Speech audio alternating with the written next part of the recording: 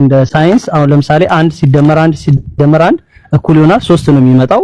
በክርስትና አስተምሮት ወኛ በምንለው አስተምሮት ግን 1 ሲደመር 1 እኩል ይሆናል 1 ብለን ነው የምናምነው።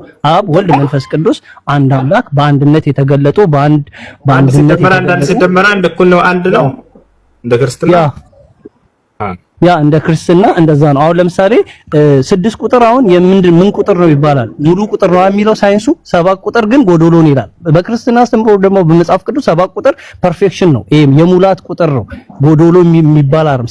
6 ቁጥር ደግሞ ምንድነው?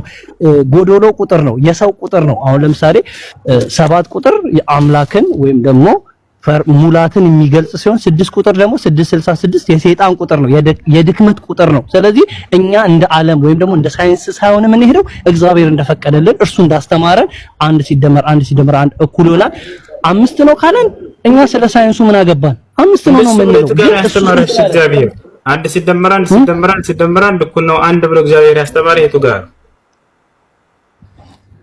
በጣም ጥሩ ሂዱና አለ ማርቆስ 16 ምናምን ላይ ሄዱ በአብ በወልድ በመንፈስ ቅዱስ እያጠመቀቻችሁ ደቀ መዛሙርት ያድርጓቸው ሲል አብ አለ ወልድ አለ መንፈስ ቅዱስ አለ። ነገር ግን 3 አማልክት ወይም ደግሞ 3 የተቀማመጡ አማልክት የሉንም። ነገር ግን አንድናቸው የሚለው ቃል አለ እሱ ጋር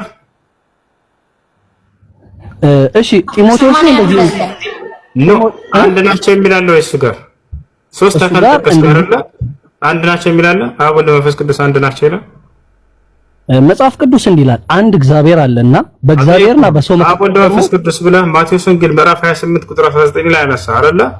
አብ ወልድ መንፈስ ቅዱስ ብለህ ቁጥራል አይደለ? አንድ ናቸው የሚል ጥቅስ አለ እዚያ። እሺ 3 ናቸው የሚል ካለ እኔ አንድ ናቸው የሚለውን አሳያለሁ። 3 ናቸው የሚል ካለ አሳይኝ እስኪ። አያስኬድም እንደሱ አንድ ናቸው ብለህ ጥቅስ አመጣ ልክ ማስረጃ ስትጠይቅ የለህም خلاص አብ መንፈስ ቅዱስ አንድ አምላክ ናቸው የሚል የለም። አንድ አምላክ የተባለው መጽሐፍ ቅዱስ ላይ ማን ነው? አንድ አምላክ የተባለው መጽሐፍ ቅዱስ ላይ ማን ነው? እግዚአብሔር አንድ አምላክ ነው። በሶስት አብ ነው ወልድ ነው መንፈስ ቅዱስ ወይንስ ሶስቱም ናቸው?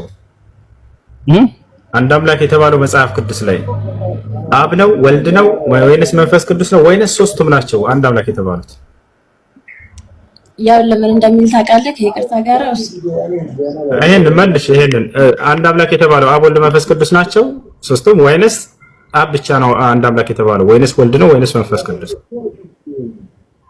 አብ ወልድ መንፈስ ቅዱስ በስም በአካል 3 ሲሆኑ በአገዛዝና በስልጣን በአይምሯቸው ሳይለያዩ አንድ ናቸው ይላል የኛ ሃይማኖት። እንደሱ የሚል ጥቅስ አለ መጽሐፍ ቅዱስ ላይ? አሁን እስሬ ስለሌለ ነው እንጂ አመጣልካለሁ በቀጣይ ቀን የሚገባው። በቃ እሺ፣ በሌላ ጊዜ እዚህ ስትመጣ እና ማስረጃው አመጣልካለሁ። እሺ መልስ አንተ